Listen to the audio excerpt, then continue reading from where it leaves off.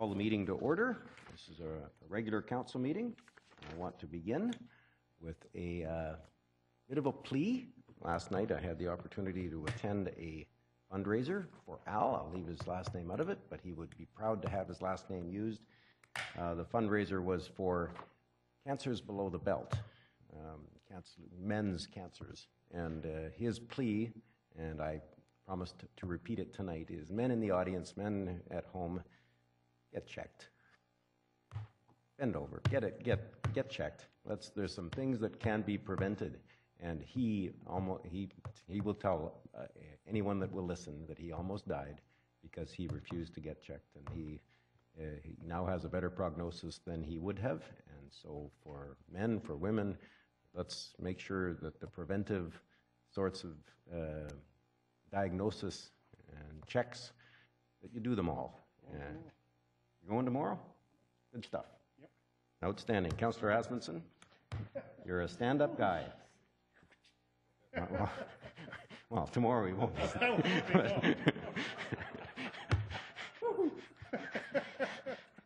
May you stand up quickly.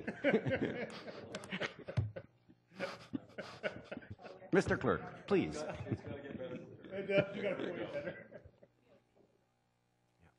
We bend over backwards to entertain.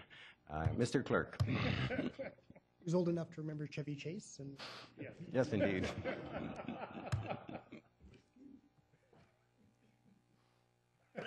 Thank you, Al Montgomery, for your entertainment. Item 1 on this evening's agenda concerns the minutes of the regular council meeting held on Monday, May 16th. Recommendation to approve.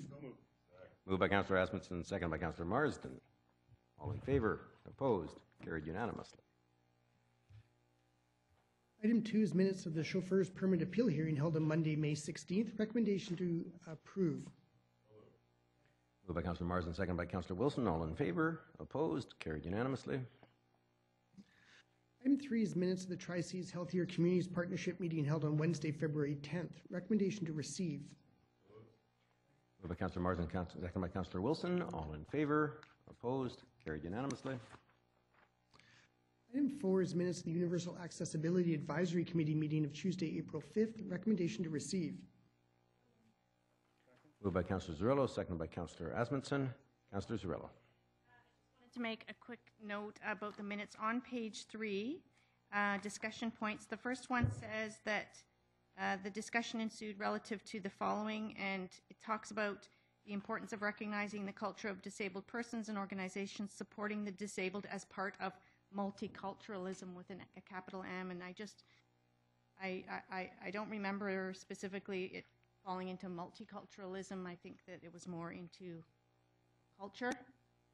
Arts and culture, so I wonder if we could just, I'm not sure if we check on it, but I think it makes a difference now, especially since we've changed the name of our committees. Are we talking about it being part of multiculturalism or part of arts and culture?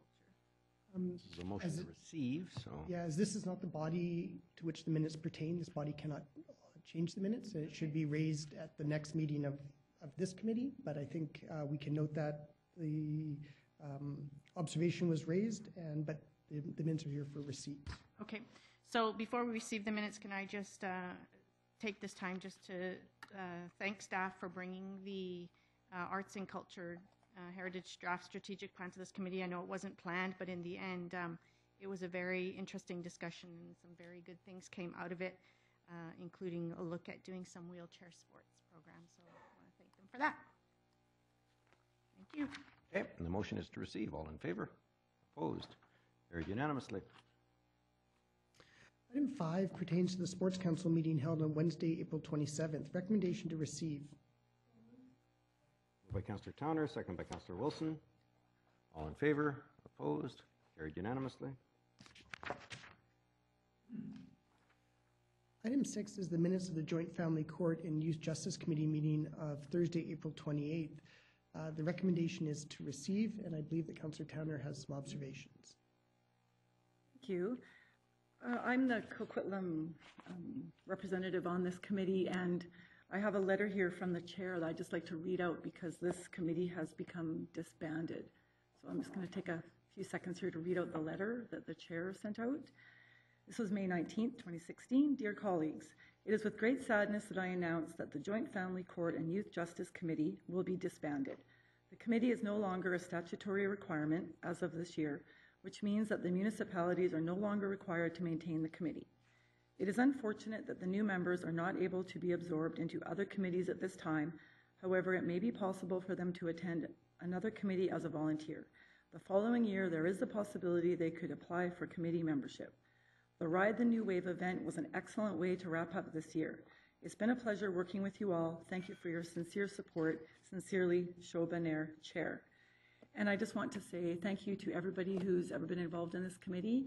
And yes, back in late May, there was a Ride the New Wave Strategies for Student Success evening up at Heritage Woods in Port Moody, and it was a great event, well attended, and a high note for the committee to disband on. So thank you. Thank you. And on behalf of council, I want to thank the committee for its work over many years. Many committee members over many years have done tremendous work on this committee, and we owe them our thanks. Is there a motion to receive? Moved by Councillor Towner, second by Councillor Marsden to receive. All in favor? Opposed? Carried unanimously.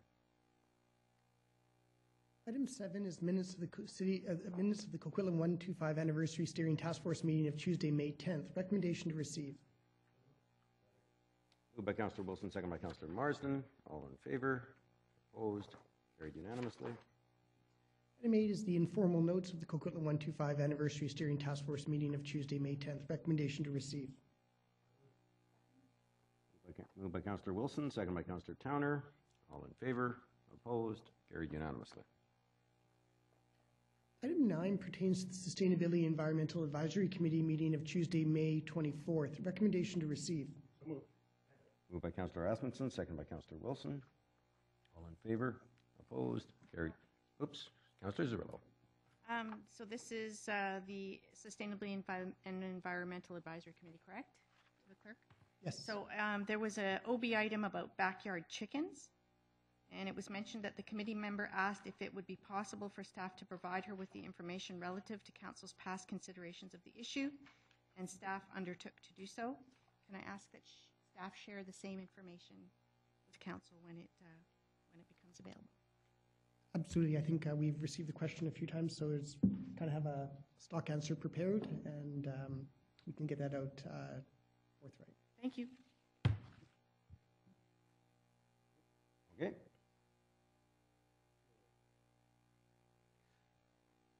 Motion is to receive. Okay, Councillor Zerillo. I actually, my daughter asked me today, can we have chickens? And she thought that you could have 2 chickens in Coquitlam. No, essentially, and I always look to Mr. McIntyre to correct me, but the keeping of animals it would fall under the agricultural zone, and most of our city is not. I asked her, where did you hear that? Because I don't think that's true. And she said, on the internet. So I'm just sharing that. I thought it was pretty funny that a 20-year-old was interested in backyard chickens. But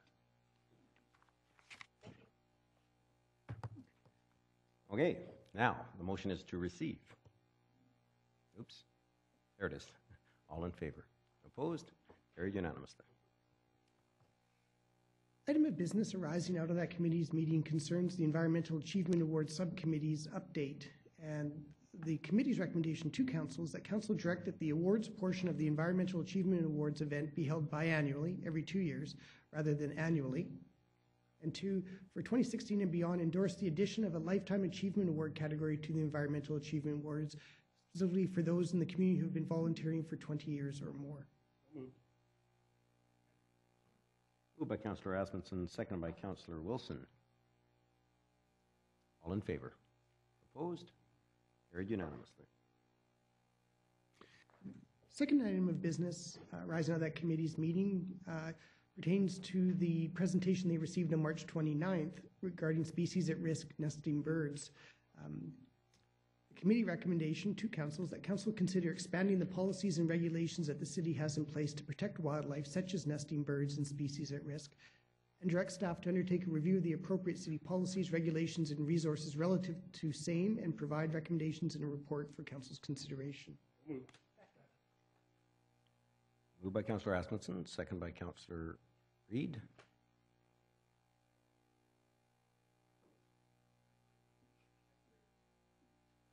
I'm going to ask staff if there's a, we keep dumping more work on staff. Mr. Diozegi, thank you, Your Worship. I'm certainly in favor of this recommendation by the committee. However, I'd like to bring to Council's attention that these months and for the foreseeable several months, if not year, the federal government's environmental ministry has been providing new information on the very species, what the essence of this recommendation. And so on one hand, I feel that quickly rushing to this project would be a little bit premature. And secondly, I do have some concerns about the workload what we have. So if I may suggest that the Engineering Environmental Division would incorporate this recommendation, should Council approve it, into our 2017 work plan. Councillor Asmussen? Yes, as chair of the committee, there was no expectation, I think, on the mover to have this done immediately. It was just to get it on to the attention of the staff, and when staff had time to get into this issue to work on it. It wasn't to add it and realizing the work of the staff and they're fitting it in, so it wasn't to be done immediately. Just bring it to the attention of the city to be aware of this and to start looking at it and start working on it. Thank you. With that clarification of the intent of the OB item mover, I guess? Yes. Everyone's comfortable with the motion that's on the table. Moved by Asmussen, seconded by Reid. All in favor? All opposed? Motion carries unanimously.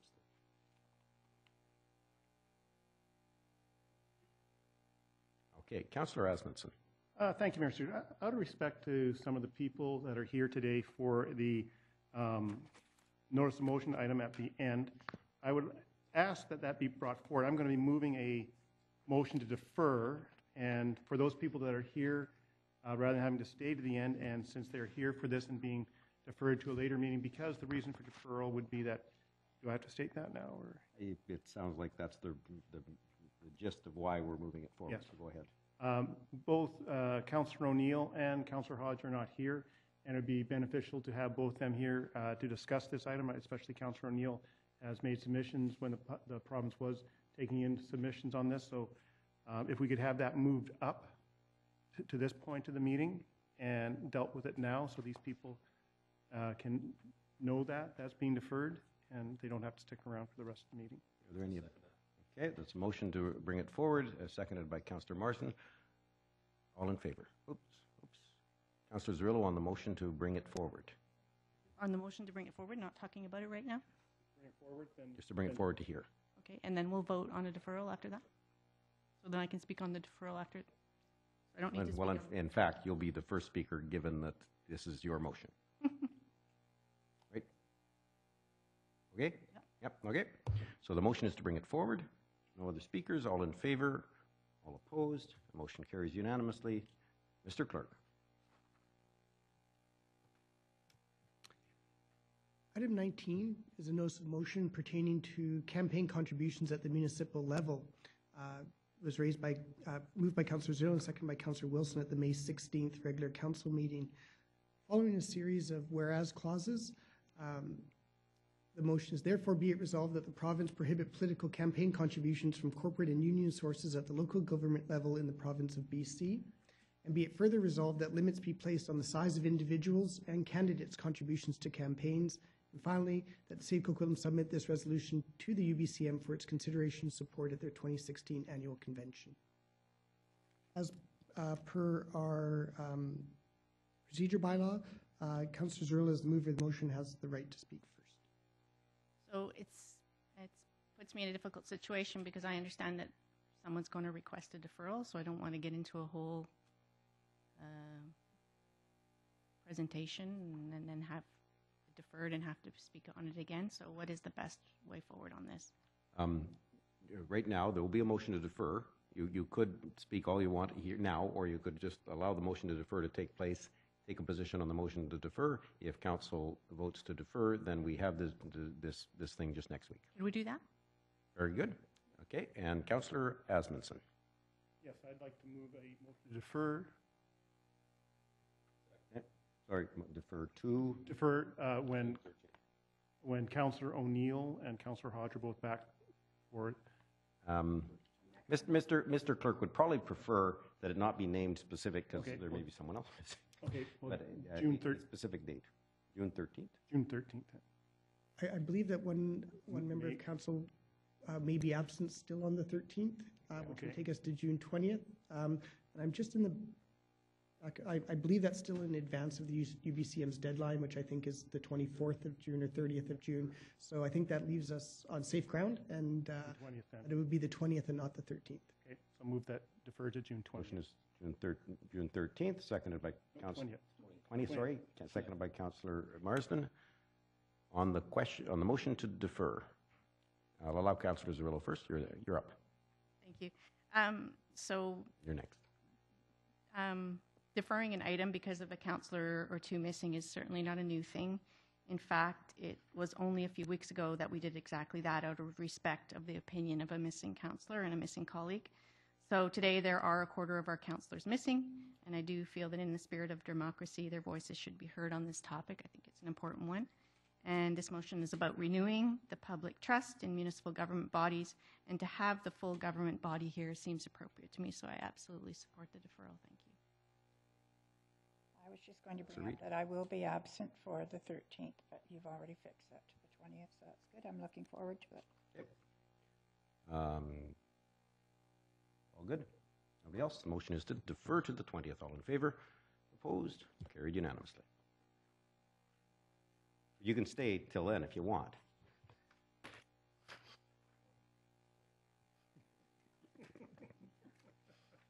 Okay, back to the agenda. Mr. Clerk. Returning to item 10. Item 10 is the first item from this evening's public hearing. It pertains to a heritage revitalization agreement at 800 and 804 Gauthier Avenue in order to develop 9 townhouse units, restore Prost House, and enact heritage designation bylaws number 4628 and 4629.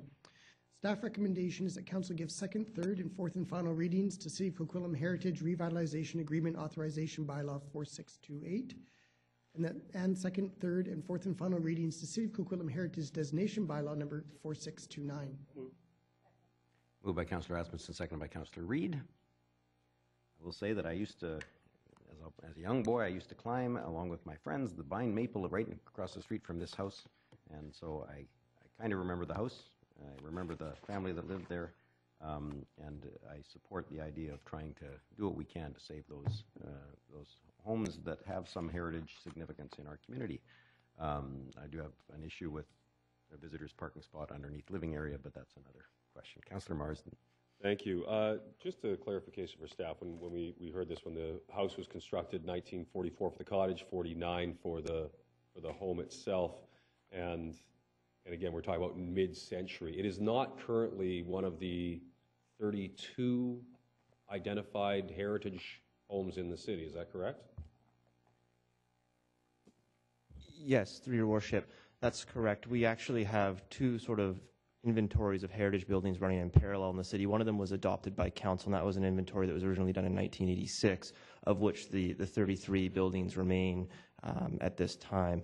There's also an additional inventory that we have, which is a staff reference inventory, and that one includes many of the buildings that we've actually gotten heritage revitalization agreements on, and this one was included in that list. So this one, okay, so that is there.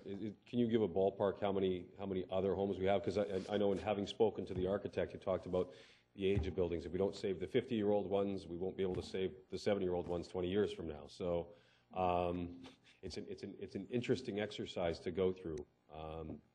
Is there an approximate number that we've got identified thus far that have a story to tell? Off the top of my head, I don't have an exact number of the buildings that are on the second staff reference inventory, but that being said, there's probably over 100. But what we do with that inventory is when development applications come in on properties that have those buildings located on them, we have the applicants do a heritage assessment, which is done by someone who has their Canadian Association of Heritage Professionals designation, and that helps inform staff as to whether or not that building that we've noted, primarily due to age and character-defining elements, on that list, and it helps to verify whether or not that building indeed has significance. So we use that as a guide moving forward with rezoning applications as to whether or not the application should move forward as a heritage revitalization agreement, as with this case, or whether the building may in fact not have enough significance to warrant saving, and then they go the regular rezoning route. Okay, excellent. Thank you very much. You're welcome. Thank you. Councillor Asmussen suggests I tell the rest of the story.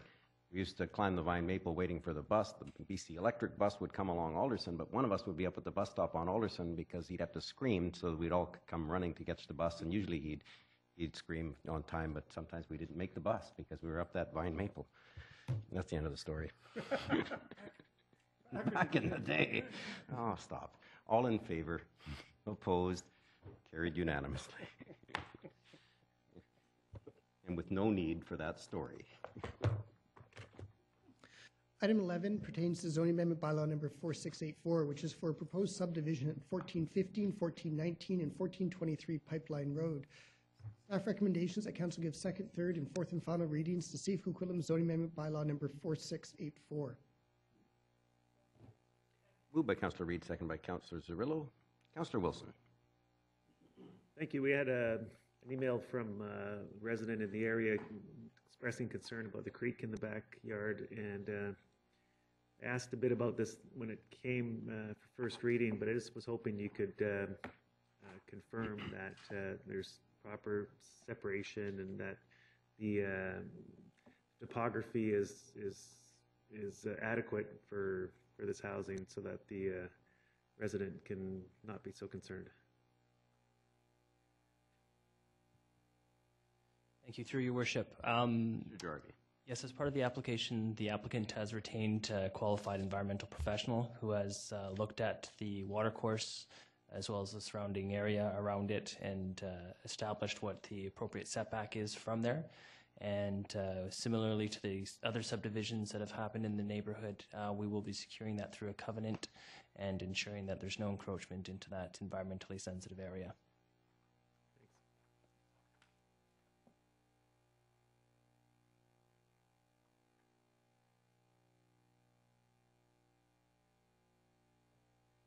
Yes, I'm looking up something myself. Sorry. On the same question, actually, the three properties, the three proposed lots in the subdivision that will contain a portion of the creek. The creek to the south of there, on both sides of Robson, is contained in a park, and for some reason we've left this as not contained in a park, but rather contained on the stream will now go through private property, protected, mind you, but nonetheless go through covenanted private property. And I don't see any. Maybe I read it, but I don't see it now about parkland. Is there any parkland acquisition related to this, or Mr. Alwela? Yes, thank you, Your Worship. This particular application, and you are correct, there was I believe it was a 5% dedication of land that was part of a previous subdivision. In that instance, land was taken as part of the application, but that land doesn't include any trails. This is a case like historical, and a number of cases where land was taken that's entirely a SPEA or stream protection area, and the city then has to maintain it. And in those cases, practice has changed over time. We are much more careful to ensure that we only take land that has public values appropriate for parks, recreation, and culture. And in this case, because of discontinuation of trails, there's really no trails in here. It's strictly for creek purposes. We are not taking the land. We are taking the 5% cash, and the SPEA will be protected in a covenant area. I have since found the section that I thought I had read about 5% parkland. It's at the bottom of page 3. So we'll take the cash. Any further discussion? All in favor? Opposed? Carried unanimously. Next item, item 12, which was the third item on this evening's public hearing, pertains to zoning amendment bylaw number 4683 and the properties at 717, 719, and 721 Breslay Street.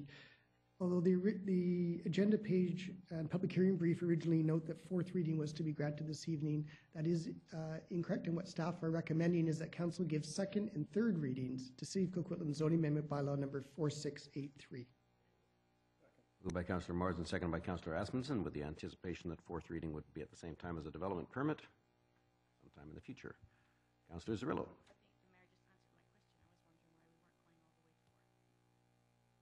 Okay. That's correct. Typically, projects that require a development permit, which this would, we withhold fourth until the development permit. Mr. Jarvie.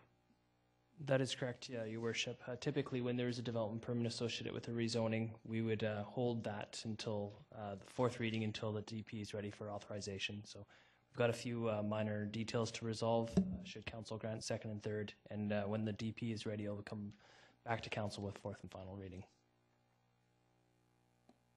Thank you. Councillor Marsden. Thank you very much.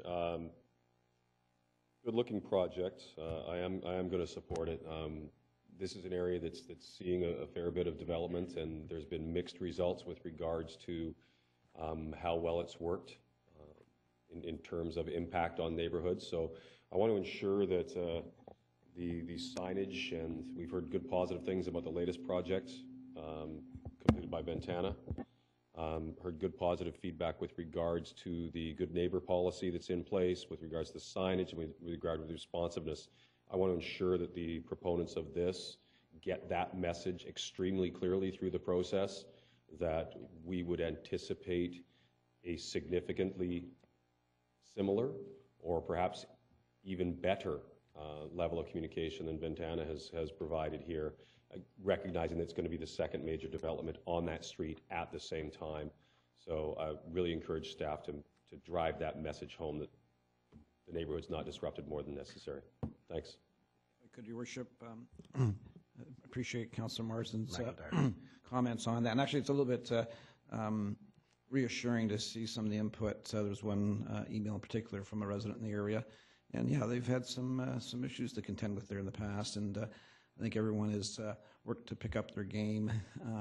We've been fortunate on that particular project. Ventana has a very highly regarded construction manager. Not always going to find that with every project, but we've got a very rigorous process now that we take those, and there's early heads up to the applicants, and as they move through the process, they are made very aware of what the city's expectations are, and there's a whole myriad of details in that process that Chris can go into if council wants, but we've tried to do a better job than what's gone before. Thank you very much, and I take it as far as perhaps reaching out to Ventana and have their site supervisor have a chat with the proponent about the things that have been working and the responsiveness that they've showed. It's an organization that's got a strong connection to Coquitlam with the principals, I think. So they may well be open to doing that and ensuring that, again, it's as least obtrusive on the neighborhood as possible. Thank you very much. Yep, there's no question that neighborhood has had a lot of impact, the social impact of construction, actually from the same developer, not Ventana, but the developer of the Ventana built project had a previous project that went that was certainly very impactful on their neighbors. So for a council member to give high praise for asking that this project be, how did you put it, significantly similar to Yes, absolutely. That's high praise. Good stuff. The question is second and third, and that's important. Second and third reading. All in favor? Opposed? Carried unanimously.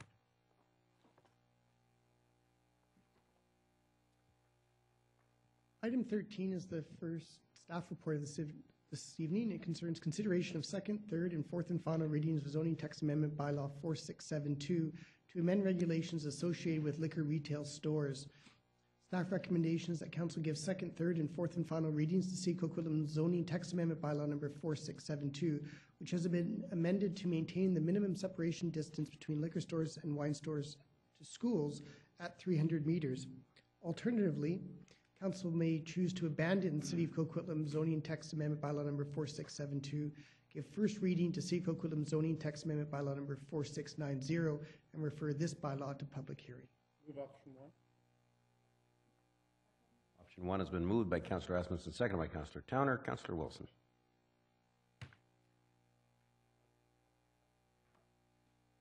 This was a very, I don't want to draw this out any longer, but my question is, if we approve number 1 and the province decides that they're going to, say, for example, eliminate any separation distance, how long would it take for us to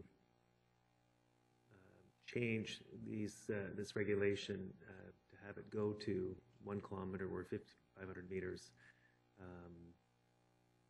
We were told it had to go to a public hearing if we were to change it down the road. So 60 days, 45 days, can you give us a ballpark time frame of how long it might take to change?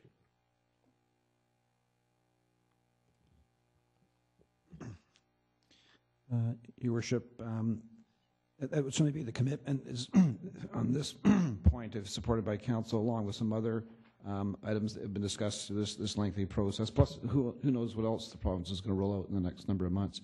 So we very much want to monitor this whole policy area.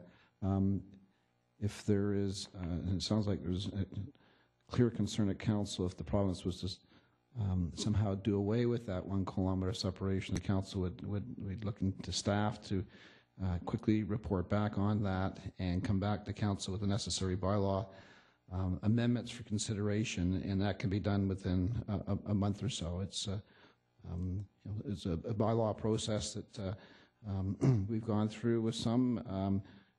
I would point to some cases with the industrial zones, for example, when something came to light. I've been amazed. Within two months, 2.5 months, we have a bylaw through the process. So if there's a will and it's fairly straightforward, it can be done. But again, we would take council's direction on that if there is that specific direction to staff to monitor specifically on this point, and if something happens, to report back to council. We would be attuned to that. And then at the very least, because it currently is 300 meters, then if in that interim somebody had put in an application, either we could hold it or we could approve it under the 300 meter setback, correct? Okay, thank you. Thank you. Councillor Reid. Thank you. Well, I sat through 2 public hearings on this, and the one thing that was very clear at the end is everyone wanted 1 kilometer. And as you said moments ago, that everyone here at the public hearing was the owner of a liquor store or employee of a government liquor store or employees of the other liquor stores. The 1 kilometer has been, that's what the province put in, and I don't know why we won't keep to it. The wine stores, I think, on the province's part of allowing them just anywhere they want to go is, I don't think that's very good. I think if you think we got a lot of nail salons, just wait till you see how many liquor stores we get. So to me, it's shaping a community that I don't think is healthy, but that's only my opinion, and I will not be supporting this. Thank you. Councillor Marsden. Thank you very much. We've, as everybody knows, we've gone through 2 public hearings on this already, and if we want to go to it's my understanding from conversation that if we wanted to stick to the 1 kilometer, that would basically negate everything we've done, and we have another public hearing, which rehashes all of the work that's been done and encapsulated in this bylaw. Is that correct, Mr. McIntyre? Through the chair. Mr. McIntyre. That is correct, yes. So essentially what you're doing is you're increasing a restriction that currently would be 300 meters to 1 kilometer, and so you're impacting use, and you can't impact use after public hearing is closed. So currently, because we have the 300 meter in place, it's not a change to that, so we'd be able to move forward and adopt, if we were to accept this, we're adopting all of the other changes that we've made through this whole process, correct? Through the chair, precisely, our interpretation, our read was, because the bylaw currently has that 300 meters, and that was one of the motions that was passed by council back earlier in the month, that is can be incorporated into the bylaw without triggering the need for another public hearing. Okay, thank you. And I think that's the way we need to go here. While I do share the concerns about the province making changes and perhaps doing away with the 1 kilometer, I think for us to have to rehash everything that has been done through this bylaw and all the changes again and force people to come forward at this point to revisit it all for the sake of this one piece, I'm comfortable at the 300 meters for now, knowing that it enables us to capture all of the other changes. Going forward, should the province rescind that 1 kilometer distance separation, then absolutely I would be probably the first one jumping up and saying, let's take a look and see what is the right number. Is it 3? Is it 5? Is it a kilometer? And let's do that very quickly. But this enables us to close the chapter on this one and move forward. So I will be supporting this recommendation. Thank you. Thank you. Councillor Zerillo. Okay, thanks. Well, before I make a decision on this, I want to make sure I really understand what's going on. So my impression was that Bylaw 4672 came to this council table for consideration of a number of items that needed to be changed. So could staff, just to help me through this, just reiterate, why did this bylaw need to be changed in the first place? Like, what were the things that came forward in this bylaw in the first place? Because we're only looking at 1 or 2 things now, but I think there was more. So could we just dial back and just walk me through why this bylaw needed changing and what were the things that we decided to change? Yes, thank you. Through the chair. Backing right up, as part of this whole process, we began a public consultation and review of our liquor policies, which included liquor manufacturing as well as liquor retailing options. Through that process, we discovered it might be beneficial to split those two into 2 separate bylaws, with one as the liquor manufacturing, the second for liquor retailing.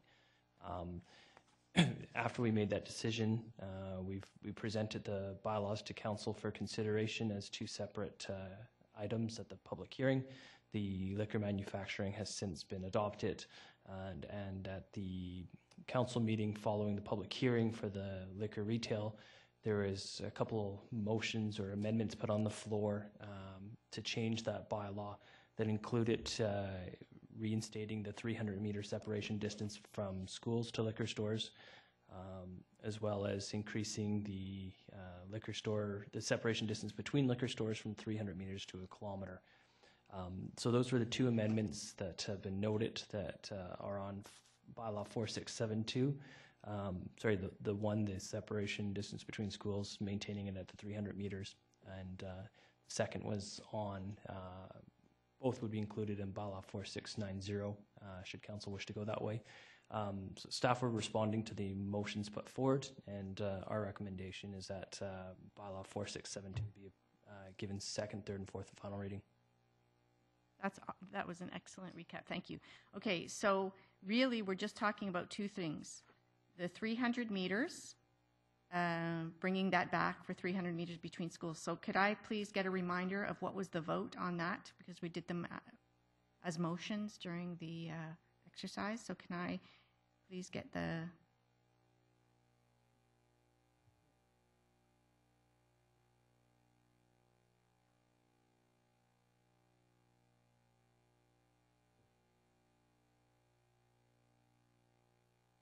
Mr. McIntyre. Your Worship, sorry, you have to just give me a moment here. I've got my notes from the May 2nd meeting when the 2 amendments that Chris just described were put forward for consideration and were voted on. Those both passed. There was another one dealing with wine stores that did not pass. I don't, just a moment.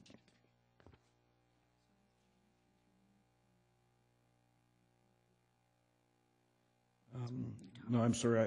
All I have here from the minutes would just be that those 2 items were carried. I don't have a vote tally for you. Okay, but what you're saying is it passed that we would reinstate the 300 meters, and it passed that we would increase to 1 kilometer. And then I was just asking a question about the, I remember that it was the definition of a wine store. And have we included a new definition for wine store in this new? I guess what I'm struggling with is we've made a lot of changes that I'm going to vote on tonight, but we've just pulled out 2 specifically. So I just want to make sure I'm recapping all the changes that are coming through this bylaw. And before you answer, to be clear, we didn't vote to change it. We voted to ask staff, this is a technicality, but to ask staff to bring back revisions, which is slightly different from changing it. But and Mr. Jarvie. And to be clear, the definition of wine store was already included in the bylaw as it was considered and discussed on May 2nd. Right, so we are now adding a new definition for wine stores in this bylaw, right? Correct, the bylaw included a definition of wine store. Which hasn't yet been voted on. It was given first reading. Yeah. And it's part of the overall package. It's one of the amendments in this bylaw. Right, so I just want to make sure that we're clear that even though it only calls out in this report today these two things, the 300 meters to schools and the increasing of 1 kilometer between liquor outlets, just want to be clear that there's other things in this bylaw, including a new definition for wine store, correct? The first reading report would have included what changed in this bylaw relative to what was in the joint bylaw that included the liquor manufacturing. Yep. So in the only change from May 2nd that bylaw 4672 includes is to maintain the 300-meter separation distance from schools. And I like your answers because you're trying to make sure that we don't go all the way back to the beginning. So I really appreciate that. That's great. So my only, as an elected official, I guess the one thing that's bothering me about this is the idea that in previous times there was a vote that we wanted to increase this to 1 kilometer, but we're being restricted in being able to respond the way we want to respond to community input because of protocol. So I guess I think that this is a very important and complicated issues, and it would be my preference that we send it back to public hearing, because I think that what I heard on, was it May 2nd, was that the majority of this council wanted to increase to 1 meter between liquor outlets. So thank you for the recap, and thank you for keeping us on track. Thank you. I will support recommendation number 1, partly because we've been through 2 public hearings. This has been the longest, I think, public consultation process and the longest bylaw development process I think I've ever seen. We have listened intently to the public, and at the last public hearing, while we heard from many people who wanted to protect that 1 kilometer radius around their store. Actually, these were people that either work in a liquor store or work or own a liquor store, a private liquor store, or wine store. While we heard from a lot of people, I haven't heard it from any residents who have expressed concern about the 300 meters being too short. So I'm not uncomfortable going forward with this as it sits here. We have, as a council, recently dealt with another application for a liquor store near a wine store. In fact, in the same strip, in the same shopping center, right across the parking lot from a wine store. And in that instance, the main objection was from another liquor store down the road, the liquor store that I guess was already the closest to Burke Mountain, or to Westwood Plateau residents. He would no longer be the closest to Westwood Plateau residents, and he appeared before us and made it clear that if you allow liquor stores are the worst thing to have, and that there's all kinds of crime associated with liquor stores. Council nonetheless did waive the requirement at the time and make it so that we would install the liquor store in that strip mall. Some of us were actually at the opening. It's an attractive establishment. I haven't heard of any issues associated with it. I don't have the same concern. I think the market will determine where and how many on this front. But before us now isn't that question. Before us is, do we go back to public hearing a 3rd time, or do we approve the bylaw before us? Because that's our two choices, and I will accept the motion as moved by Councillor Asmundson. Any further discussion? Seeing none. All in.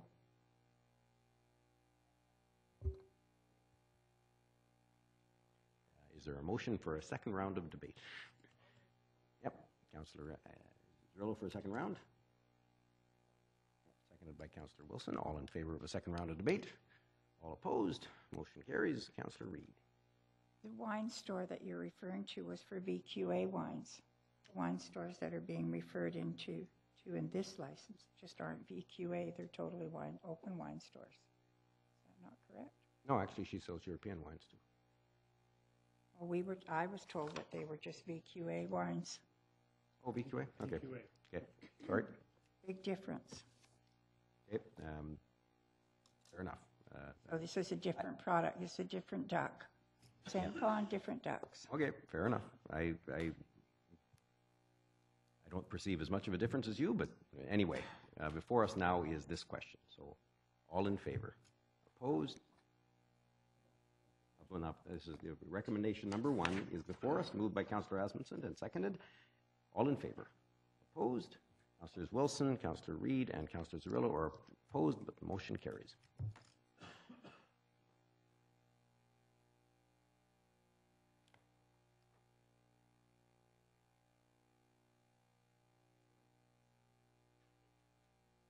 Next item, item 14, pertains to Hartley grass field replacement and Mountainview Park improvements. Staff recommendations that Council approve the detailed design plan and project budget of $1.4 million for the replacement of Hartley Field as per the report of the General Manager before you. 2, that staff be authorized to proceed with immediate project procurement for the replacement of Hartley Field. Allocate funding in the amount of $1 million from the Sports Field Strategy Program to complete the project. Endorse the redevelopment of Mountainview Park as a 2016 park project and defer the redevelopment of Brookmere Park from 2016 to 2017.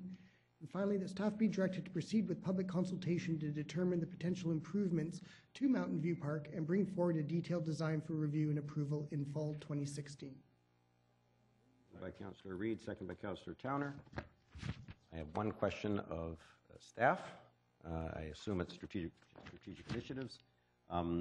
We've had, of course, the costs of construction are so much more this year than last year. I assume that this budget has been developed using very current costing. Every community that I've talked to in recent months has said the same thing. Their costs of construction and infrastructure installation are significantly higher. I want to make sure that we've got the right numbers here. Through the Chair, Your Worship, that is correct. The cost estimate for this project was prepared by a professional quantity surveyor, and we hope they had access to the very latest market information. Thank you very much, Mr. Clark. Councillor Wilson. Thank you. In general, I like the plan. Question though was about the bocce court. Some people were proposing a similar bocce court in Mundy Park, and it seems like there was a lot more space for it at Mundy Park than there is at Mountainview Park. As well, looks to me like there's a nice big tree that's right where the court is looking at being placed, and I'm asking if a court does go in there, will the tree be saved or will it have to come down? On which schedule are you looking at a tree? Attachment 3. That's a new tree, isn't it? Is that not a new tree? Pardon me? Is that not a new tree? A new tree? A new tree. Oh. Hartley Fields, so attachment 3. The tree that's kind of underneath the number 2. Is that the one you're referring to? No, the bocce court is to the east of the lacrosse box. Oh, okay. Well, it doesn't show on the map that there's a tree, but I'm looking at Google Earth and there's a tree in somebody's backyard, I guess maybe. But I just was wondering if the roots would be impacted or if the tree was actually in the park. Ms. Hunt. Through the chair, this is very conceptual design at this point. We haven't really looked to, solidified any of the amenities here. We have heard from the community that bocce courts are something that's desired. So this is a location that we could look at, but there is definitely some more detailed planning that would require both in determining what we're going to put in the park and where we're going to put it. If there is a tree there, we would definitely look at that tree to save it if possible and relocate the bocce if that is indeed what goes in this park. We would want to do neighborhood consultation to make sure that indeed the people that live around this park would want that amenity as well. So this concept for the rest of the amenities is at a very high level. It's just putting down some ideas about what we could do here to improve the park overall. And if we decided that it didn't work for bocce, could we consider Mundy Park? We could. We haven't started any planning for any improvements in Mundy Park, but something we can keep in mind. There's some very avid bocce players that really would like a bocce court. Yes. Thank you. The best ground for bocce is rolling. That's right. It's not lawn bowling, it's bocce. All right, anybody else? No? Five-part recommendation, all in favor? Opposed? Carried unanimously. Item 15 pertains to initiatives to manage trees within streamside protection and enhancement areas, SPEAs, in northeast Coquitlam. Staff recommendations that Council directs staff to initiate the completion of a comprehensive tree risk assessment of forested streamside protection and enhancement areas in northeast Coquitlam, utilizing the park's operating budget with an estimated cost of $70,000. To bring forward the completed TRA along with a budget request for funding to implement the TRA recommendations, including hazard tree removal and compensatory tree planting. And finally, investigate and prepare for Council's consideration and consultation with the development industry, policy options and/or regulations for future development applications, including establishing a mandatory SPEA maintenance period for developers before these lands are transferred to the city. Moved by Councillor Asmussen, second by Councillor Marsden. Councillor Reid. Thank you. This actually, I'm certainly in favor of it, but I have a few questions to ask. So for years, we decided to take the, I'll call them the SPEAs, and then for years we decided not to take the SPEAs. So we have quite a few that we don't own. I realize that you're trying to, it says, to better manage and transfer the ownership of the SPEAs. So we're going to have to buy a lot of these properties? No. Okay. So some people, I can go back up to the Westwood Plateau, have incorporated them into their backyards and into swing sets and into all kinds of things. So I have difficulty with how we're actually going to do that. That's going to be quite a long process to pick the pieces that we don't own now. Because there's some that we don't own now. My biggest concern through all of this is the liability issue. If we own this, the SPEAs and something, we look after our own trees, and if something happens, I get it, we're liable, or QEP who looked at it, or one of us is. But what happens if it's a piece of property, and I can only go to Westwood Plateau behind Bramble Street, there's a huge ravine, and lots of the backyards there go right into the SPEAs. So if a tree that we don't own on private property, even though it's in a SPEA, how does that work? Is the private property owner responsible then? And is it your intention to try and take all the SPEA properties out so that we hold the liability? To answer the question. Mr. Alueva. Thank you, Your Worship. A couple of questions in there that if I could answer the first one. Historically, the development process is very dynamic and not like throughout the decades, various processes have been followed in terms of how SPEAs, stream protection enhancement areas, have been established, first of all, because these are governed by provincial and federal regulations. These are areas that are not developable. Therefore, when properties are developed that have these areas within them, There is a defined process, again, that has changed over years. There's multiple federal and provincial regulations, and that actually has affected how these have come into the ownership of the city. But over time, a number of these areas come into the ownership of the city. Sometimes they're for drainage purposes. Sometimes we have a trail in that area. Sometimes they form part of a bona fide park area, which is an extended park area. But in other cases, we've taken them on where really there isn't a significant public value because they're entirely closed off to the public. I mean, there's a different value in terms of the tree stand, and it provides a natural area, and there's wildlife, etc. However, it does present management issues for the city. The intent of this work before council is not to go back and actively acquire SPEAs. SPEAs will be identified, and there'll be a need to determine whether the city would take them on as part of a development application. In that process, we work with planning and development. And in some cases, we are saying we will not take them. You saw an application today, which we felt that should remain in private hands. Now, when a property redevelops and it establishes a SPEA on private property, typically it has a covenant on it. That covenant establishes the SPEA. It establishes restrictions for removal of trees. It does put the onus on the owner of the property to look at their trees. It is private. But what we've said in the report is that because often there's a contiguous group of trees, and that particular contiguous area crosses between the public and the private property at times. In those situations, we can't just look into the public lands and say, we stop here. We will need to look at adjacent private property because they form contiguous environments, and trees are often commingled. Often they're part of the same stand. So in a number of areas, what we will be advocating is that we will be doing some work on private SPEAs adjacent to our land to make sure that we manage the tree stand. Now, this is a dynamic process. We don't know until we get into these areas as to how extensive that work might be.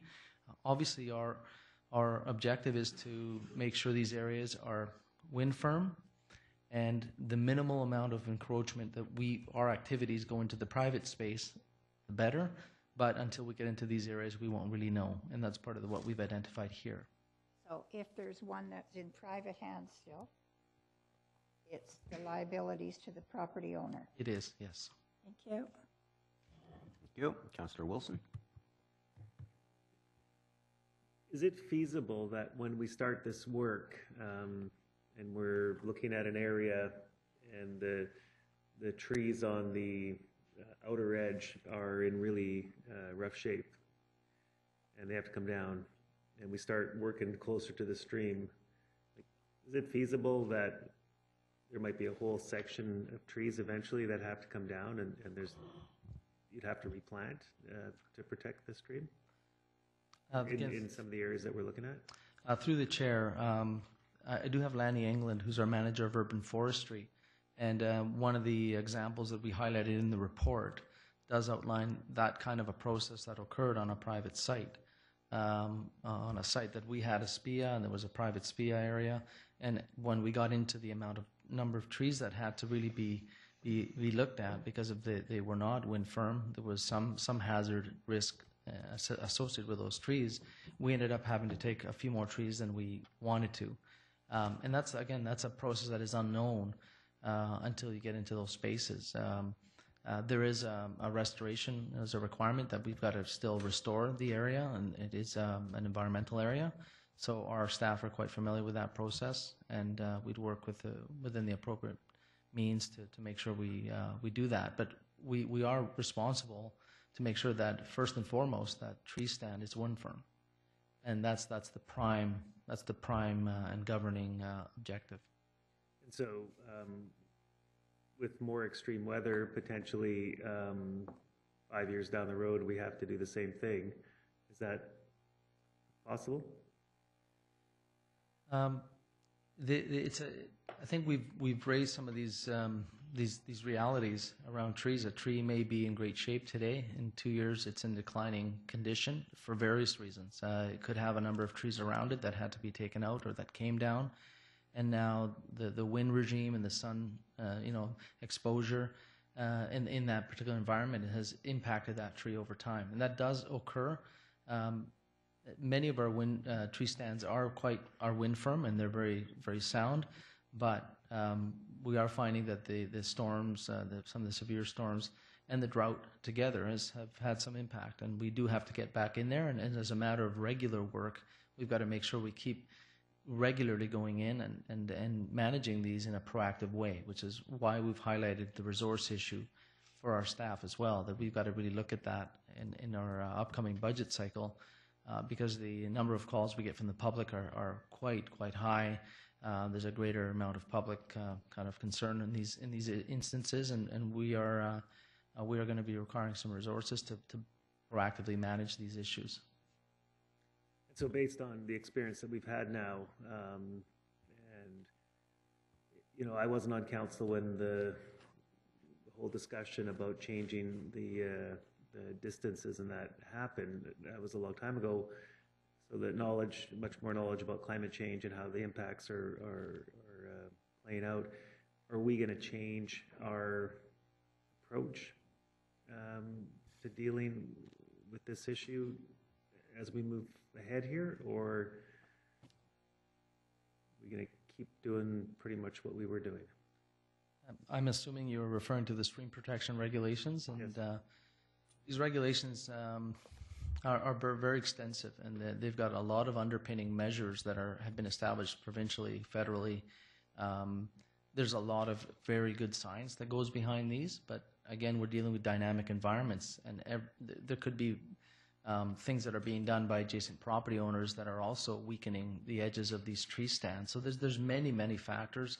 I don't know if there's something wrong with the science. I wouldn't say there's something wrong with the science. I certainly, over time, these SPEAs have been reduced in width. Historically, they were 30 meters from top of bank. Now they're routinely 10, 15 meters. But there's a number of professionals involved in these, and there's still very reputable science behind this. But it is, again, a dynamic and changing environment. And part of what we believe is that if the developer who's dedicating that to the public realm remains responsible for at least a maintenance period, we at least can ensure that the cost of maintaining that stand is borne by the developer. That's part of the management of this. We do expect that a bigger SPEA could potentially be more sound, but that it's not necessarily that the narrow SPEAs are creating this issue. But that's the science, and I'm not aware of anything federally or provincially that's coming down that will affect that.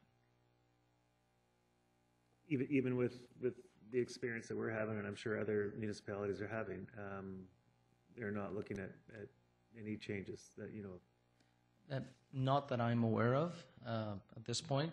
It could be that it's on.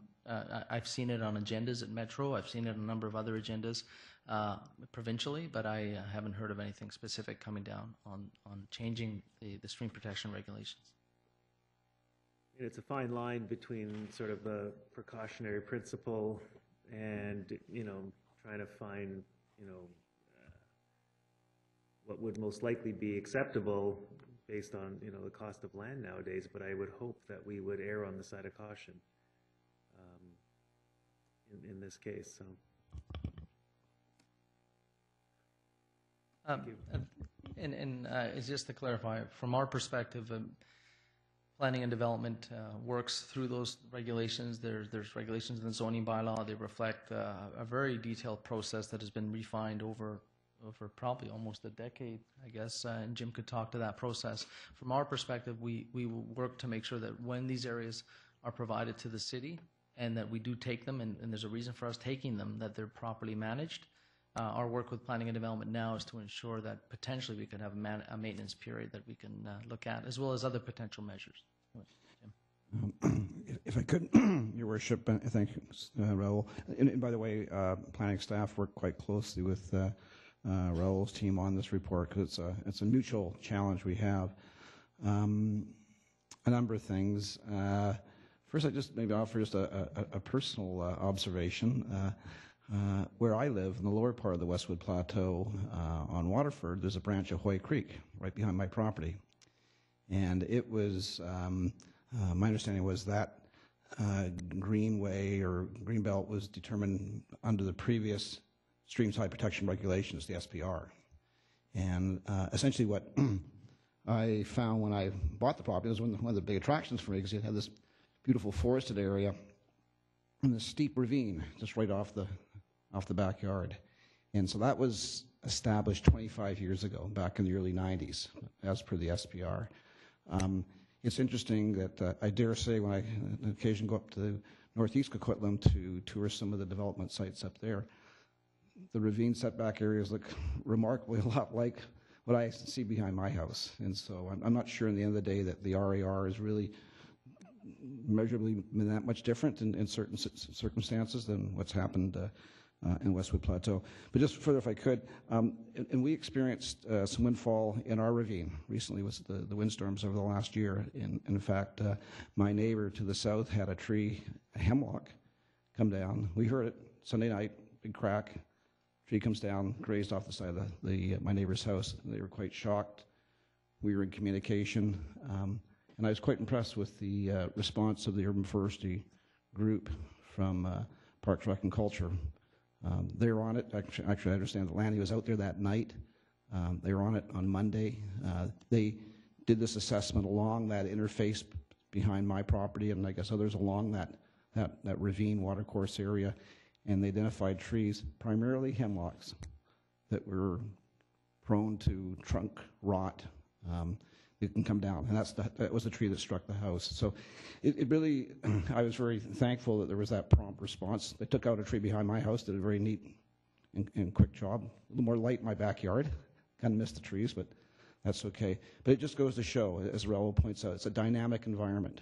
This is 25 years after development, and trees come and go, and it can present risks over time. So I think the program that's being recommended here is that we need to understand that and monitor that over time, so we're dealing with that proactively, and we can respond when those risks do present themselves.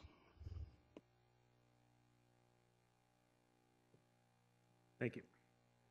Thank you. Councillor Asmussen. Well, thank you very much. I've been waiting for this. I give Lanny and his department a lot of work for doing the work they do and the tight budget they have, that with the growth of SPEAsâ on Burke Mountain throughout the whole city, when you look at Westwood Plateau, we've got a lot of beautiful green areas, a lot of SPEA areas that need a lot more attention and monitoring on them. And that's when I look at this. I know it targets and talks about the Northeast and some of the issues up there, but as Mr. McIntyre pointed out, we have issues throughout Westwood Plateau. As we get into Old Coquitlam and we're daylighting streams, we're opening up areas, putting in some SPEAs in those areas there, that we have the same problems throughout the city. And so we're looking at an increase in funding to do some immediate actions in some areas. But I do note that in the report that we're talking about a 5-year and probably, I think, an ongoing budget to properly, ongoingly maintain these SPEAs and these issues in these areas, which I think we should have been, this report should have been here a couple of years ago on the need to be more proactive in our end of making sure, and through Landy's department. And I want to thank Landy for the work he does and what he sticks to a pretty tight budget and what he gets done there. So I want to thank him for that. I just want to point out a bit of a correction to Mr. Aloeva, that the under SPR is 15 and 30 meter setbacks, not 30 meter. And also SPEA SPR would allow going below 10 meters on a setback, whereas RAR defaults to 10 meters. So basically, the regulations with SPR and RAR is that RAR allows a qualified professional, which has to take in a lot of considerations. And even with the global warming and different stuff, comes part of that factor moving forward, that they take into consideration future weather trends and different things when they're designing a SPEA area. So it could be 10 meters, it could be 12 meters. There's also wind firm trees outside of the SPEA area else to protect it. But I do think that, we all think of beautiful, majestic, tall, big. Most of these mountain and all of Coquitlam was logged completely over 100 years. So most of the trees are second growth. Some of them are not very strong second growths that are even in there that are hazardous, but we're now putting houses closer to them that are already been hazardous over the years. And I think some of the areas like Lanny was doing this one area, sometimes you're going to have to go in and do some extra removal of trees, but a strong replanting with some more mature trees in that area. That's what, I think that's what Lanny's report talks about. But I think the issue here is that we have a system in place of professionals, not us here, deciding what is the proper decisions to be made for setbacks in an area, and biologists that are trained in these fields, and there's many different levels. Aloy, if you wish to. The only thing I would note is, thank you, I appreciate that, and it is important to note as well that in a particular ravine, it could be that it's 40 meters. I mean, it really, there's really unique environments. If it's very, very steep, then the calculation of top of bank, and there's other factors that will come to bear on a particular site. And so while it may go down to 10 or 12, it could also stay at 20. It really depends on the site and the conditions of that site and the ravine and the actual creek itself. So I just want to make that point. That's still the case under RAR. And the one thing I would like to shout out to all the people that live in the city is that Councillor Reid was mentioning is about encroachments. People taking SPEAsâ land that shouldn't, is protected, needs to be protected for those areas, cutting down trees or trying to bring in their backyard. If people notice that or see that in their neighborhood, please report it. And we have to, with satellite imaging today and everything else, we have to be more monitoring that type of stuff and dealing with that issues to protect those sensitive areas and the tree stands within there. Thank you. Thank you. Councillor Zarillo. Thank you.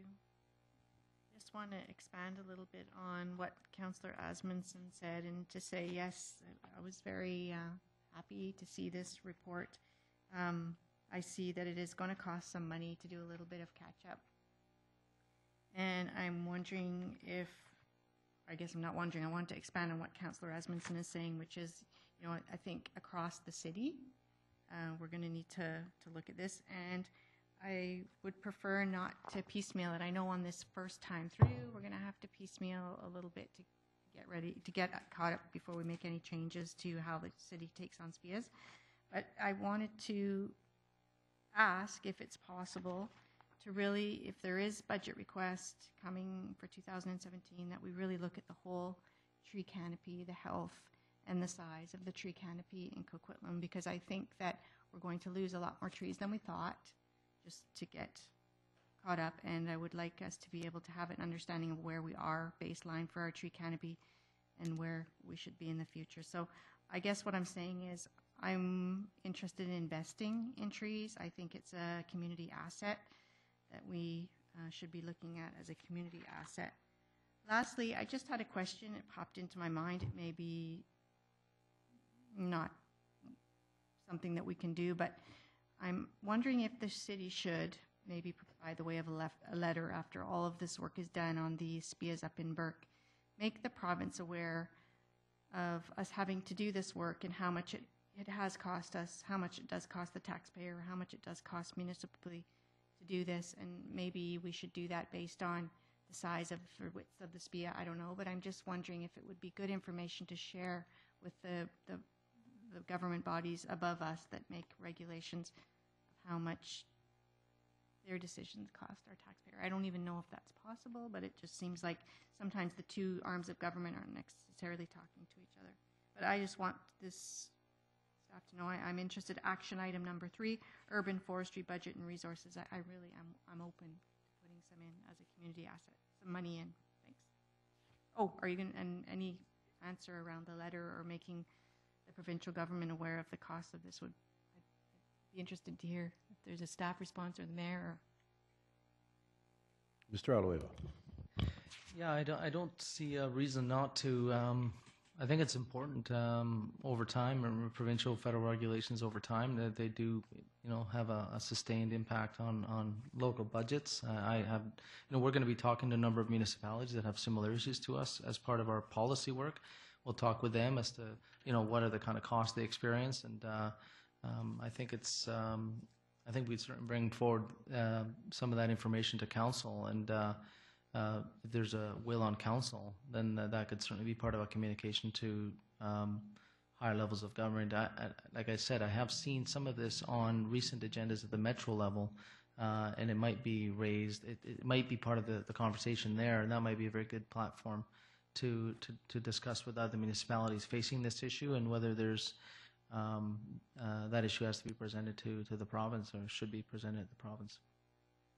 Okay, thanks so much.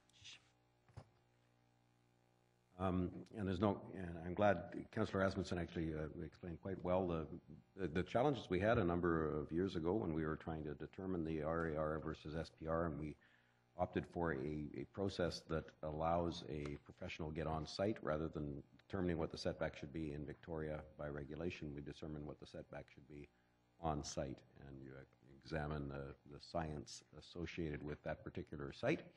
And we also know that, though, that as Councillor Reid makes clear, and as we've seen repeatedly and in the Chines, in various areas of our community where the trees are necessary and are protected by a range of tools that we have, we see residents removing them. We see residents that don't do as they're required to do and don't understand the value of those trees, or the value of trees, period. We actually, Council just received an email from a resident that referred to the planting of trees as causing damage to his street because it potentially reduced his property values because we planted trees across the street from him.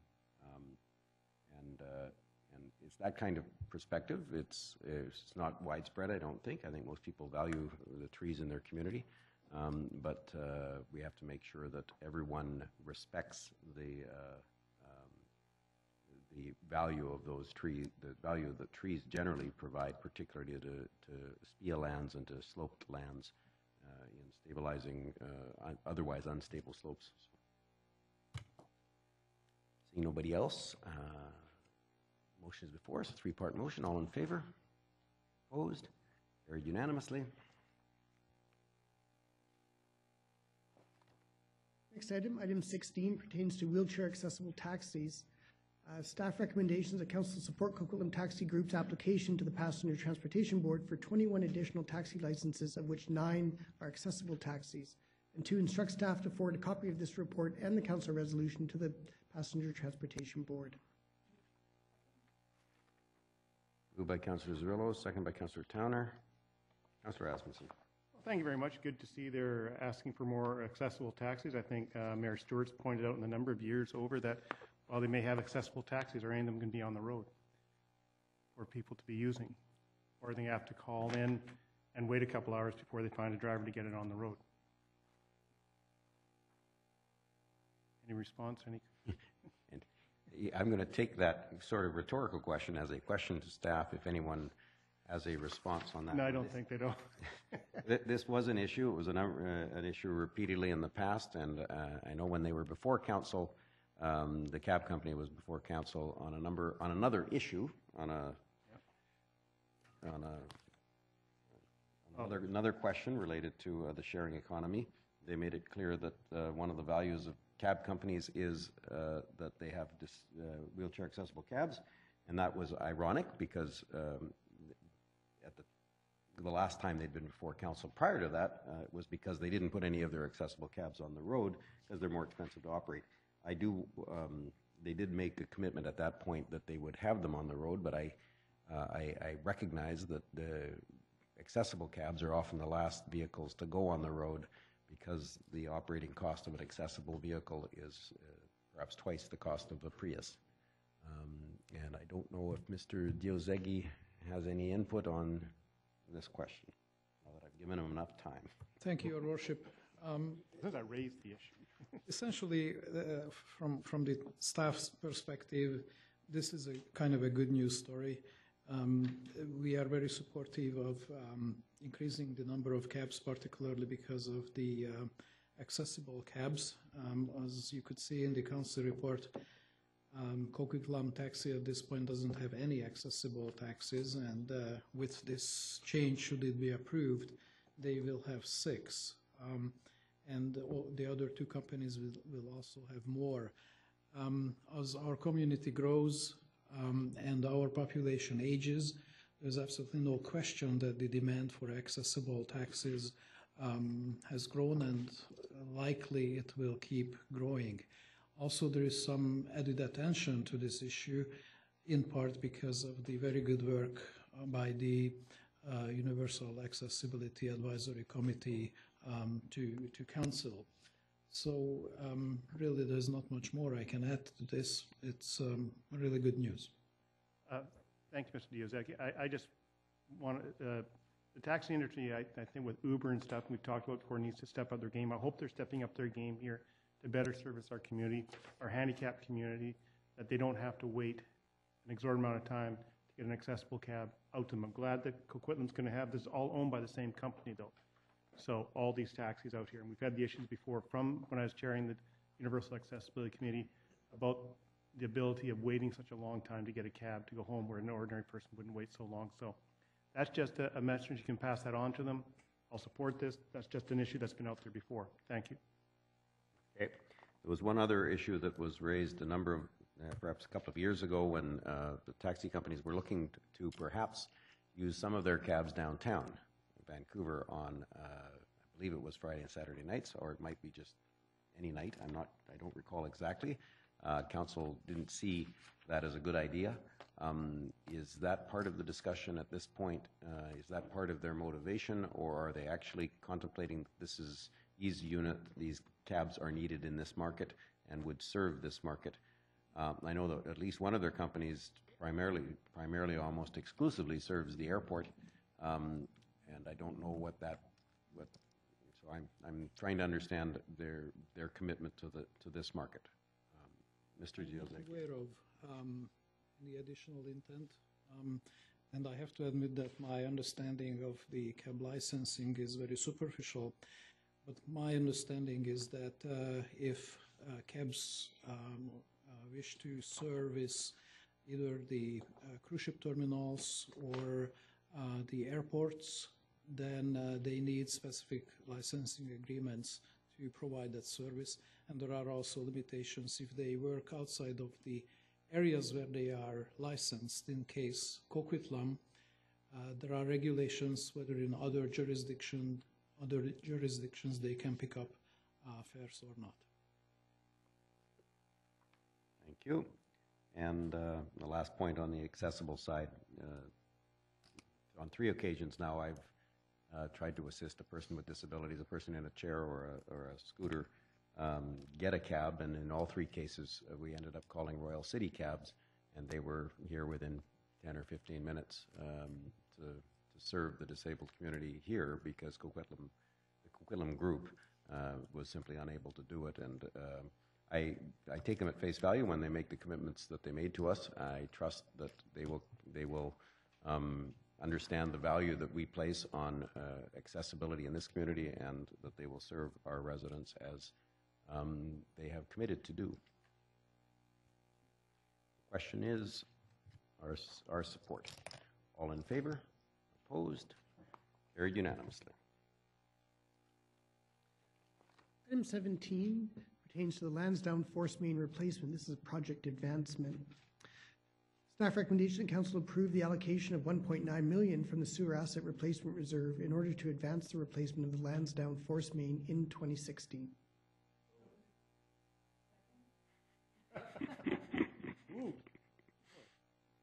Moved and seconded by Councillor Cirillo. I'll go moved by Councillor Cirillo, seconded by Councillor Towner for a sewer asset replacement. Discussion? Anyone want to talk about wastewater? All in favor? Opposed? Carried unanimously. Item 18 concerns Victoria Park construction project. This is construction tender results and request for additional funding. Staff recommendations that council authorize a $250,000 increase to the Victoria Park capital budget for a revised capital budget totaling $1.95 million in response to the recent contract proposal pricing received by the city for this project, with funding to come from the infrastructure reserve. Moved by Councillor Asmussen, seconded by Councillor Marsden. Councillor Marsden. Thank you. The report speaks about a number of the challenges we've got lately with the tenders and the increasing prices. So from a finance perspective, I'm going to assume that we're making the appropriate estimations with regards to anticipated fluctuations in the Canadian dollar. It also speaks on page 5 about separating the award of the tender. Would we anticipate that if we attempted to do that, The successful bidder might look and say, well, no, that was the price if I was doing it all, but if you want to piece it off, the pricing changes. Do we not face that risk? Your Worship, through the chair, when projects come in over the budgeted amount based on the market conditions, these options are always available to council. Staff would not recommend that at this point. The market is very buoyant right now. So although we could do that, we're really not suggesting that at this time. No, and I wouldn't support it myself, because I would anticipate that the pricing is based on doing the complete package, and it's going to be modified if it's only a portion of it, typically anyways. Question I do have with regards to the talk about the number of successful bidders we've had over the last number of years. It's about there's 7, I believe. So I'm curious, aside from the tenders, when's the last time we might have sent out an RFQ to find out if there might be more players available to swim in this pool with us? I'll forward that over to James, Manager of Capital Construction, to address. Through the chair, earlier this year we issued a RFQ for specialist turf field contractors. For one reason or another, we got more responses, or a similar number of responses to that RFQ as we did for this call for proposals. Unfortunately, the pre-qualification process collapsed because it was quite difficult to compare apples with apples in terms of the submissions that were made. We are always looking to try and expand the pool of contractors that we have pricing our work. We know that's the way we're going to get the most competitive pricing.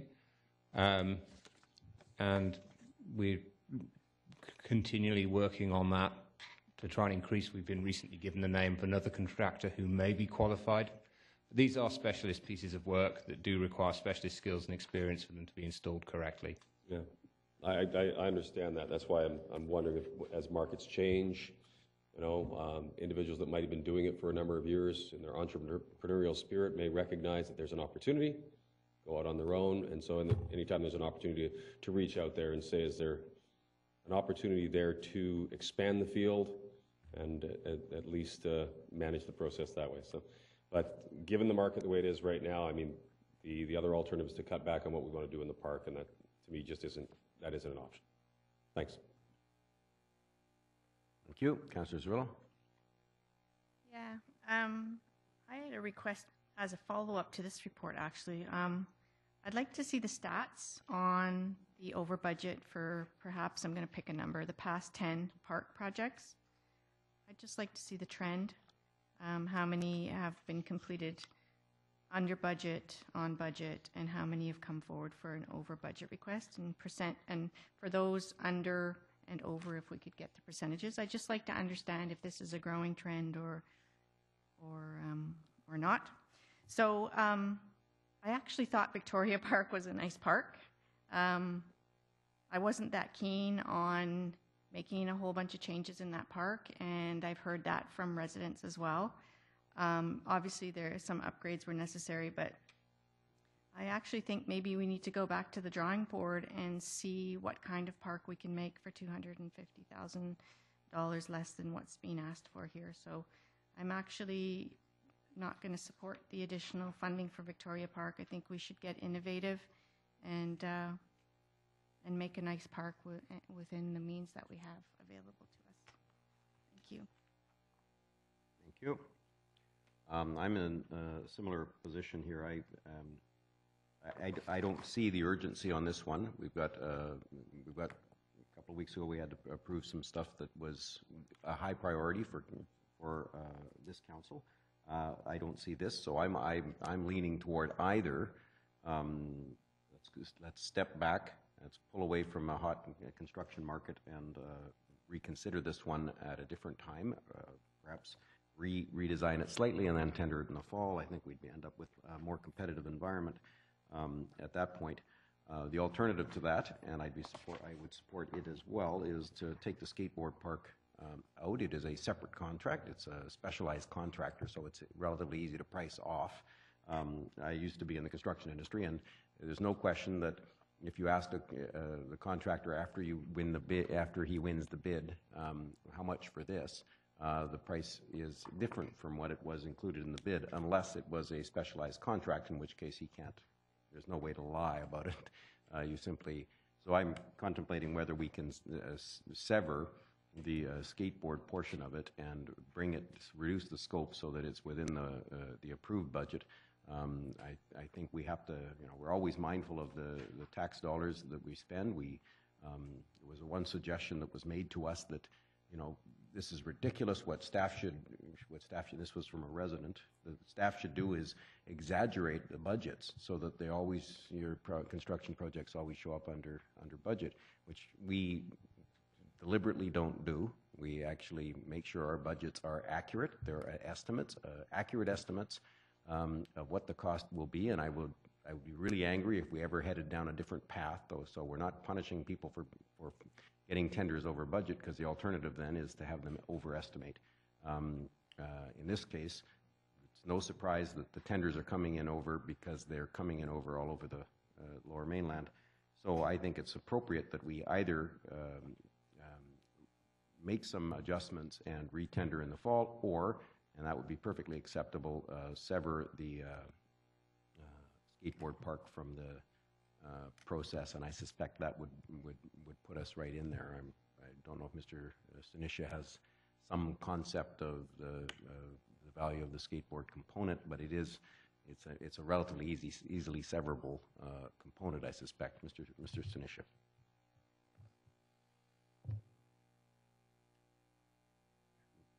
Perry. Through the chair, Your Worship, we would have to look into that. I don't have the pricing at my fingertips right now, but we can certainly look into that with the successful proponent of this project, and we can report back to council on that. Yep, and we'll see if council heads that path. Councillor Asmussen. Well, thank you. I'm supporting the increase in the funding in this. Unfortunately, that's gone over budget, but we've seen that with other projects. We know that that's going on around the whole area, that construction costs are ramping up. Delaying this to the fall doesn't mean we're going to get any better pricing.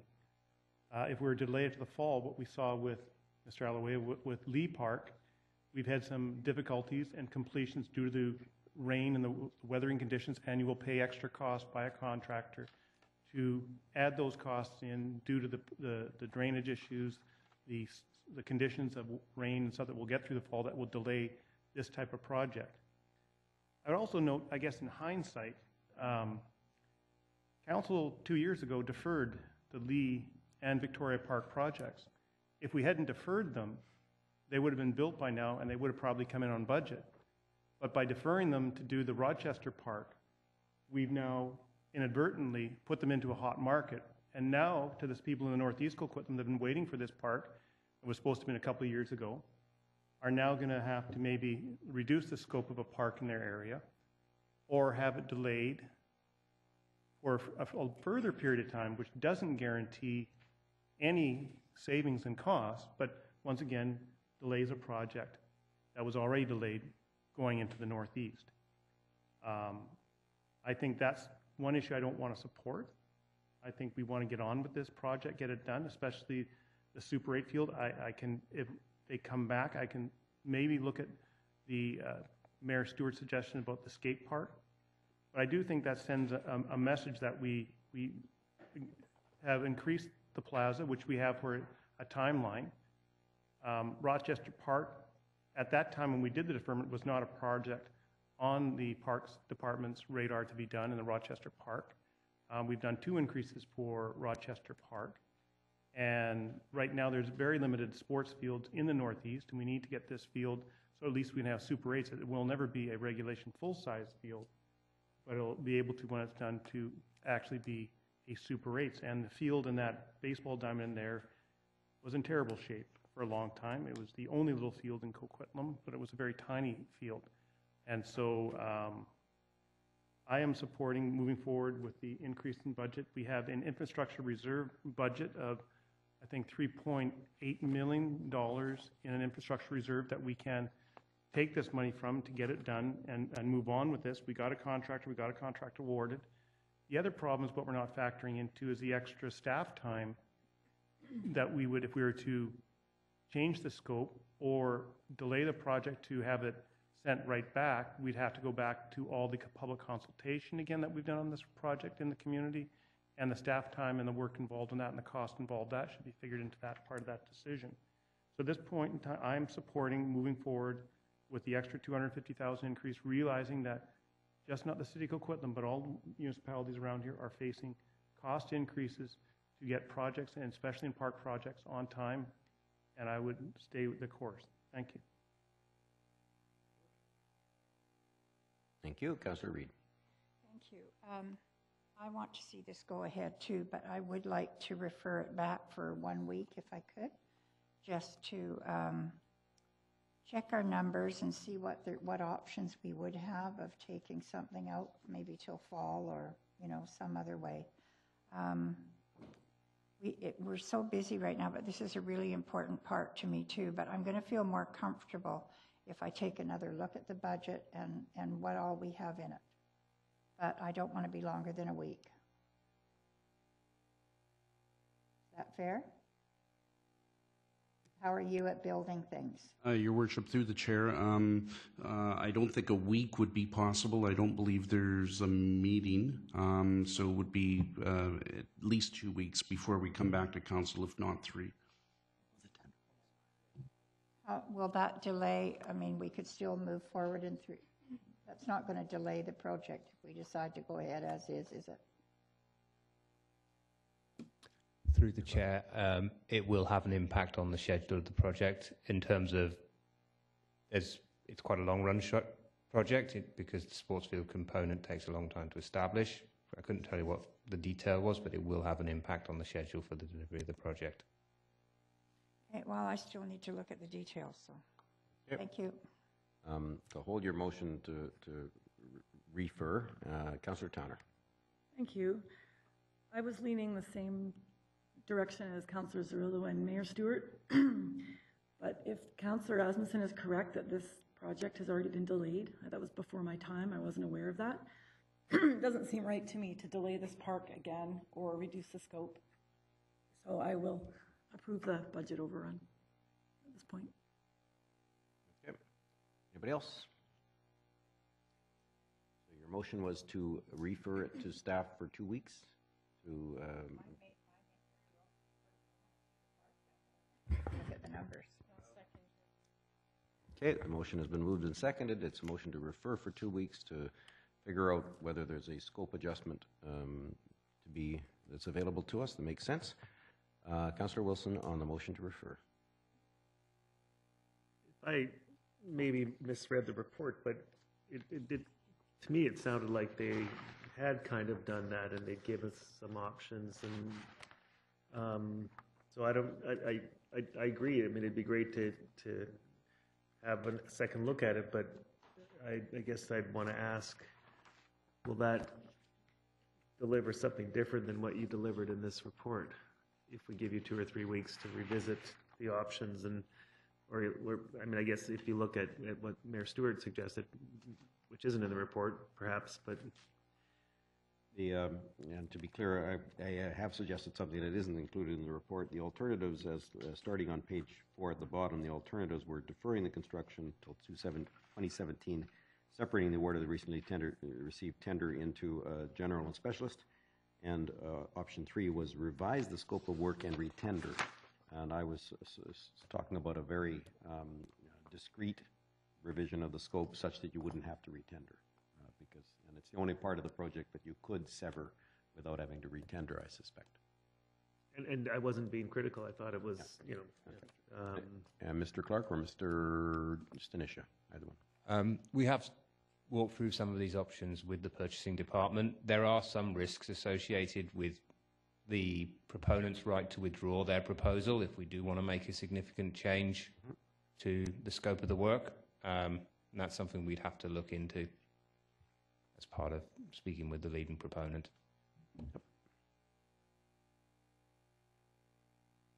So if I understand correctly, then if you take 2 or 3 weeks, look at some of these options a little bit more deeply,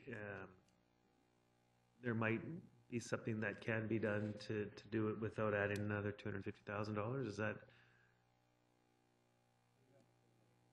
Through the chair. There are some potential options in there and savings. They are only fairly marginal savings, that's unless we get into deleting a significant part of the scope. And if we deleted the skateboard park this year and decided to add it in 2 years, I'm assuming the cost would be double to add it after the fact down the road, I'm sure. Through the chair, there'd be some duplication of work. There'd be additional consultants fees, additional project management fee costs for city staff, and some minor costs added to it. Doubles maybe a bit too much, but there will certainly be extra costs in the price now. Mr. Alweza. Yes, and just to refresh for council's memory, the components of this park, in addition to redoing the Super 8 field, had a sport court, an enhanced playground, and then there's a plaza that's also provided, as well as an open lawn. The sport court was initially a half court. It was expanded by council's request. In our discussion, in terms of the amenities that I've discussed, it would be essentially limiting one of those either by size, significant size, or eliminating them altogether, going back to a half court as an example. That there are some options of that nature, but largely, as referenced by Mr. Clark, the retendering in the fall, for instance, might have some savings, but I think if council wants to take this amount of money out of the project, it's likely going to be the elimination or significant reduction, for instance, of the playground and some of that hard surface area or the skate spot we had identified for more of a youth zone. So we really would have to shave a number of these elements down or eliminate one of them realistically to achieve this magnitude of reduction in costs. That's what I was suggesting. Councillor Wilson, you done? I'm done. Okay. The motion is to refer for 2 weeks to contemplate a scope reduction. That's the motion. So I could withdraw it. It's actually on the floor. All right. Well, it doesn't sound like we're going to get any significant savings whatsoever. It sounds like they've already gone through it, so. Well, if you eliminated the skateboard park, you'd probably eliminate $250,000 worth of skateboard park. And I'd have 5,000 little boys screaming at me, and I don't like that. Well, if we're building it for 5,000, we're not building it big enough. Councillor Zerillo. I just want to speak to the deferral, I guess, or the referral, sorry. I did write in the margins of my report, reduce the scope. I think if we're going to have the opportunity to just have a quick revisit of it, I'd like to relook at the community input, because if I remember correctly, one of the big things that the community wanted was the trees in this park, and we lost a big portion of those trees. So I just want to make sure that what we're providing, like the plaza, I seem to remember that there was maybe some idea that they didn't necessarily want the plaza area, more just wanted picnic area. So I think if we're going to take the time, let's go back and revisit the community input at the start and really make sure that we're delivering to the community what they're asking for. And perhaps there's a way to keep the tot lot where it was. I think that there was talk about that being originally sweat equity from residents, and we're going to be relocating that. So I really do think there's some opportunity to really take another look at it. So I just wanted to make those comments that let's relook at what the community really wanted. Thank you. Okay. Okay, we have a motion on the floor to refer. Okay, well, is there any objection to the motion to refer being withdrawn apart from me? Seeing none. Okay. Any further discussion on the recommendation of $250,000? All in favor of authorizing $250,000? All opposed? Councillor Zerillo, myself, and Councillor Wilson are opposed. Motion carries.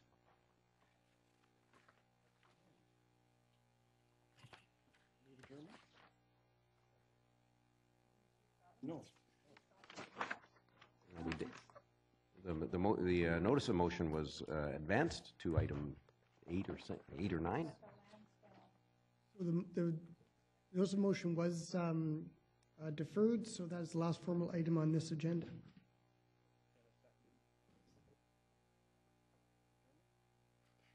Okay.